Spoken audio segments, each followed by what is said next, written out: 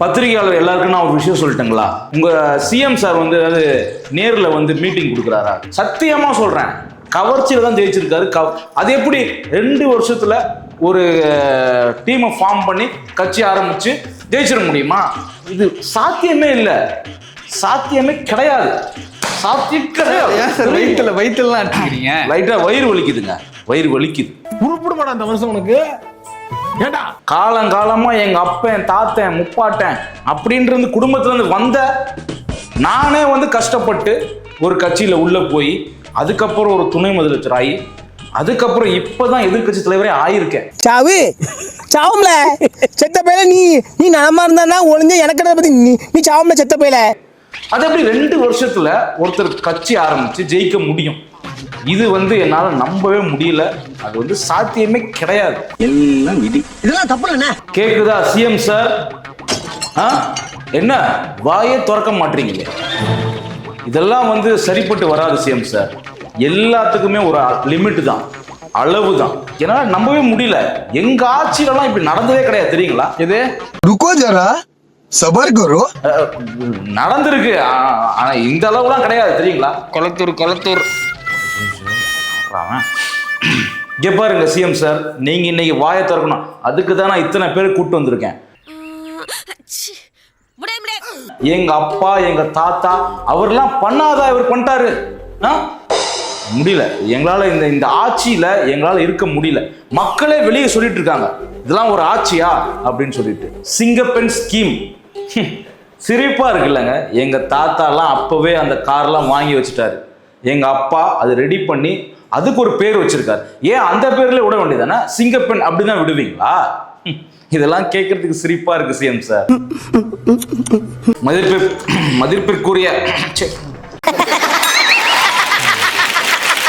மதிப்பிற்குரிய மாண்புமிகு சிஎம் அவர்களே, நீங்க வந்து மேதகு அணை எதிர்த்து குரல் கொடுத்துருக்கீங்க. அது வந்து எங்களுக்கு வரவேற்கக்கூடிய ஒரு விஷயமா நான் பார்க்குறேன். என் கட்சியின் சார்பா எல்லாருமே அதை வரவேற்கிறாங்க. ஆனா அதுல ஒரு விஷயம் இருக்கு. இந்த மாதிரி நீங்க போராடுறத எங்க தாத்தா காலம் 1948லயே மேதகு அணை எதிர்த்து எங்க தாத்தா போராடி இருக்காரு. அதெல்லாம் நீங்க நோட் பண்ணணும் பேரவைத் தலைவரே. வெளியே போடா பூலு. அதே போல இவங்க வந்து என்ன ஆட்சி செய்யறாங்க, ரீல்ஸ் ஆட்சி செய்யறாங்க. அதாவது ஒரு ஆட்சி நடத்துறதா இருந்தா நேர்மையா ஒழுங்கா நடத்தணும். பட் அவங்களுடைய சில திட்டங்கள்லாம் வரவேற்கக்கூடிய திட்டங்கள் தான். ஆனா அதை நாங்களே வர வச்சுட்டோமே, வர வச்சது அதை நாங்க தான் செஞ்சோம் சொல்றாங்க. அது சரியில்லை பேரவைத். தம்பி, ஒரு மனுஷன் பேசலாம், ஆனா ஏக்கர் கணக்கில் எல்லாம் பேசக்கூடாது. வருகிறார் அண்ணன், வருகிறார் எங்கள் அண்ணன் வருகிறார். அண்ணே வணக்கம். வணக்கம். இருங்க, என்ன இது புக்கு என்ன ரொம்ப அரசியல்ல ரொம்ப கரைச்சி குடிக்கிறதுக்கு ஏதாவது படிக்கிறீங்களா? இல்ல கொடுங்கண்ணே, ஏன்னா டைப் பண்றீங்க? அட கொடுங்கண்ணே. 30 நாளில் சிஎம்ஐ வீழ்த்துவது எப்படியா? அடி பல்லகளெல்லாம் உடைச்சு படிக்க தெரிஞ்சா படி. எங்கள் தாத்தா இதை செய்தார், எங்கள் அப்பா அதை செய்தார், 1 மாதத்தில் எப்படி இதை செய்ய முடியும்? என்ன புக்கே போட்டு கொடுப்பா. அடுத்த தடவை நம்ம எலெக்ஷன்ல ஜெயிச்சாகணும். நீ ஒரு நார்மலான தொண்டன் தானே, உனக்கு எம்எல்ஏ பதவி வேணுமா வேணாமா? இப்படியே உசுப்பேத்தி உடம்ப ரணகலம் ஆக்கிட்டாங்கடா. தொண்டனுக்கு உங்க கட்சியில எம்எல்ஏ பதவி எல்லாம் கொடுப்பீங்களா?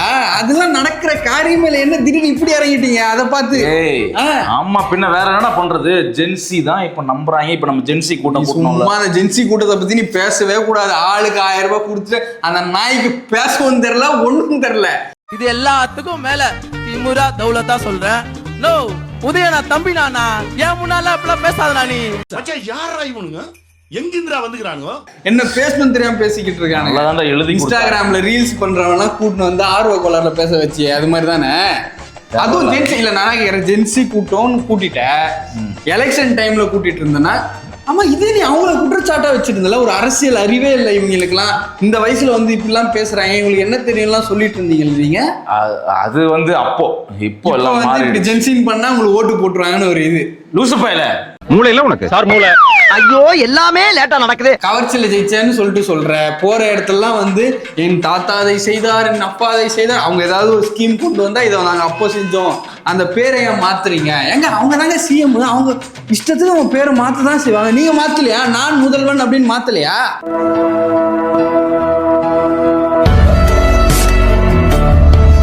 பாரு தேவையில்ல. நீ நீ நீ யார் கட்சி? என்ன அவங்க கட்சியில இருந்து நீ வந்த மாதிரி பேசிட்டு இல்ல, இருக்க? அட நீ வேற நாய். இதெல்லாம் நம்ம ஒத்துக்கிட்டா தானே நம்மளால ஜெயிக்க முடியும். ஒத்துக்க முடியாதுடா. ஒத்துக்க முடியலன்னா அவங்க இப்படிதான் நிக்கணும். அடுத்தவன் அஜய் நான் கேட்குற கேள்வியில பேனா பிஞ்சுக்கிச்சுரா. சரி விடு. தாங்கல எத்தனை சிக்கல் வந்தாலும் பிரிச்சு மேஞ்சிரியடா. வாட்ச் மோகன்லாம் பயங்கரமா பேசுறாருன்னு ஒரு ஃபேன் ஆயிட்டனாலாம். அதெல்லாம் பேசுற அளவுக்கு நம்ம விட்டுட்டோம்டா. அடுத்த தடவை நான் விட மாட்டேன். எங்க கட்சி நம்ம கட்சியிலையும் நிறைய ஆள்கள் பேசுறார்கள் இருக்காங்க. அடுத்த சட்டசபையில பேச வைக்கிறேன் பாரு எப்படி. உனக்கு என்னப்பா, நீ பைத்தியம், நீ என்ன வேணாலும் பேசலாம். ஏன் இவ்வளவு பொறாம? 2 வருஷத்துல ஜெயிச்சுட்டாங்கன்னு சொல்ற, கவர்ச்சியில இது பண்ணிட்டாலும் மக்களை தானே திட்டுற நீ. மக்கள் இன்னும் மேல கோவம் பண்றாங்க. உன்னை அடிச்சு வச்சு செய்யறாங்கல்ல, தெரியல அவனுக்கு. இப்ப என்னதான் பண்ணுன்ற? எனக்கு தெரிஞ்சு உனக்கு அறிவு கொஞ்சம் கம்மியா இருக்கு. அப்பா எங்க, தலைவர் எங்க, அவரை கூப்பிட்டு அவர் வந்து ஏதாவது பேசி அவர் எழுதி கொடுத்ததை நீங்க அவரே வந்து எந்த பயனும் இல்ல. இங்க பாரு, அவரால் இனிமே வெளியே வர முடியாது. கஷ்டத்துல இருக்காரு. போ. ரொம்ப கஷ்டத்துல இருக்காரானே. ஆமாண்டா, அதெல்லாம் திருப்பி கேக்குற.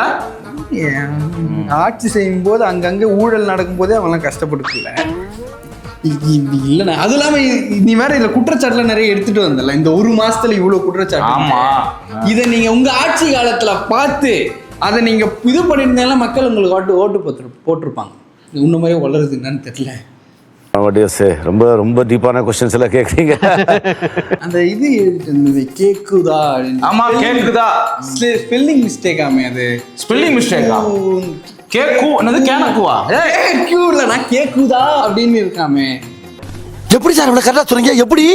அது பார்த்தாலே தெரியுது சார். பொறாம வைத்தறிச்சல். அதனால வந்து எப்படி தெரியுதுன்னு பேசுற. அவர் வந்தாரா பேசிட்டு போறாரா, அதனால இதுதான் தெரியுது. திட்டமிட்டு சதி செய்து இதை எப்படியாவது தடுத்து நிறுத்துகிற முயற்சிகள். அத ஏன்டா சொல்லி வெறுப்பேத்துற. போடா இங்க இருந்து போடா. நான் நல்லது சொன்னா அடிச்சு வேற தொத்துறீங்க. நீங்க எல்லாம் ஜெயிக்க மாட்டீங்க ஜென்மத்துக்கு. எந்தவித ரெஸ்பான்ஸும் கிடையாது, எந்தவித பதிலும் கிடையாது.